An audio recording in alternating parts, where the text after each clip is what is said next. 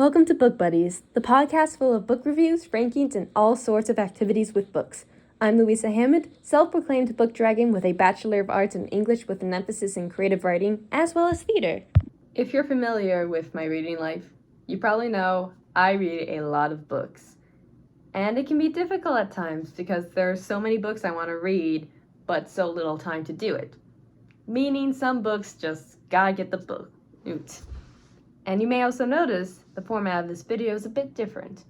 I normally write a script out, record the dialogue, and then show pictures. This time, I didn't feel like going out to take pictures of all these books because I don't own any of these books, and I don't plan on owning or even reading any of these books. So, today I'm going to talk about books I plan on never reading. I just want to say though, if you have read any of these books and love any of these books, I don't have any problem with it. And secondly, my opinions change over time. If I made this video about 5 or 10 years ago, I probably would have been talking about the Hunger Games. And now here I am, a noble Hunger Games fan. So maybe in 5-10 years I'll make another video having read all of these books and saying I was wrong about my opinions. So, with that out of the way, let's get into it. First up on the list, we have Twilight. I have actually seen the first movie with some friends and it was alright. I'd give it like a 5 out of 10, but I don't really feel like I need to watch anymore. Especially because Twilight's been around for a long time. I've seen videos talking about movies, but I've also seen videos talking about the books. Most notably, Dominic Noble for the books, Cinema Therapy for the movies. And because of that, I feel as though I know the Twilightverse pretty well.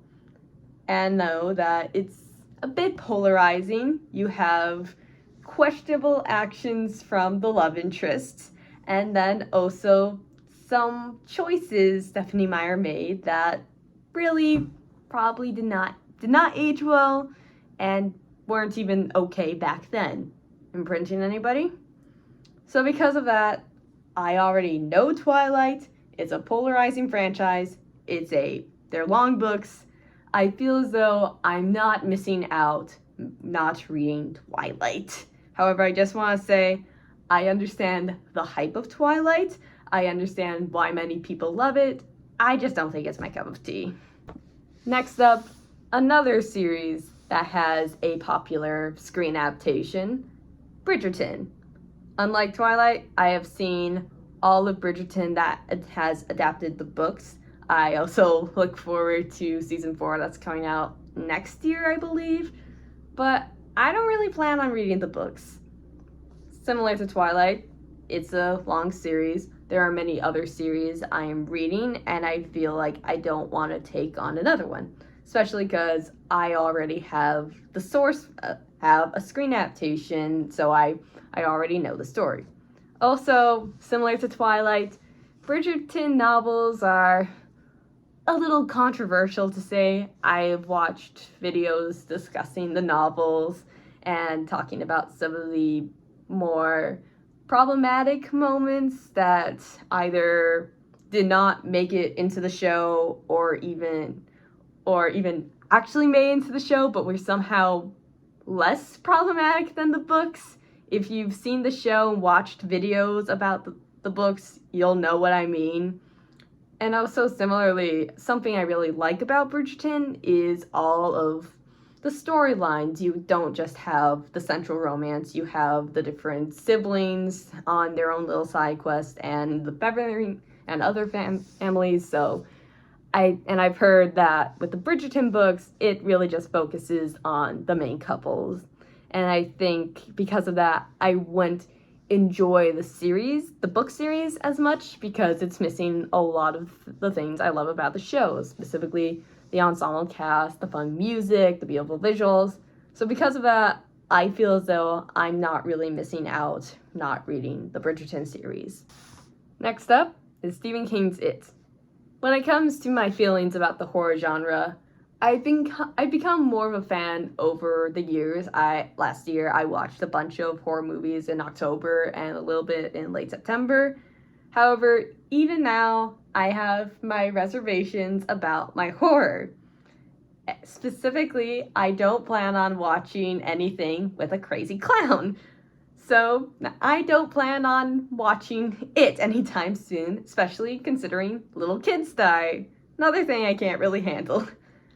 And then with it, the book, it's very long, about 1,000 pages. And this was written when Stephen King was a little, you know. And because of that, there are some elements that really should not be able to be published in a novel, and I don't want to handle them. And so that is why I don't think I will ever be reading it, at least in the next year, or probably ever. Going back to the romance genre, we have any Colleen Hoover book. I have not watched the film adaptation of It Ends With Us. However, I've watched videos about the movie and plenty of videos about Colleen Hoover's novels. And I understand that she's very popular. It Ends With Us was one of the most best-selling novels of the last couple of years. I can't remember exactly, but I don't really plan on reading them. When it comes to romance, I need a little bit more. It can't just be two people. It generally can't just be two people falling in love in the modern era. I want, a fun period, a fantasy series, musical. It can't just be an everyday romance. And considering some of the actions that Colleen Hoover love interests do in the novels, I don't really want to subject myself to it.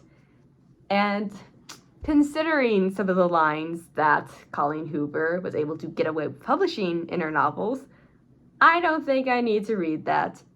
Although, maybe if I want to feel better about my writing, knowing that I will never write about two people laughing at their son's big, Yeah.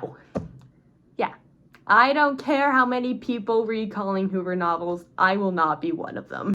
Finally, we have a big one. 50 Shades of Grey. I've never watched the movies for this. I watched videos, and I think that's enough of that. I already was not going to read Twilight. I don't need to read a fanfiction, a story that started as a fanfiction with no good elements of Twilight. Because as much as Twilight is not my cup of tea, as I mentioned earlier, I understand the appeal. And considering Twilight has a more young adult aim, I can better understand some elements. 50 Shades of Grey, at least Edward Cullen was a vampire, which made him stand out and was interesting. Christian Grey's just rich. And he probably is worse than Edward. And I don't understand how an adult woman can read about Christian Grey full on being terrible to Anna throughout and think, I want this.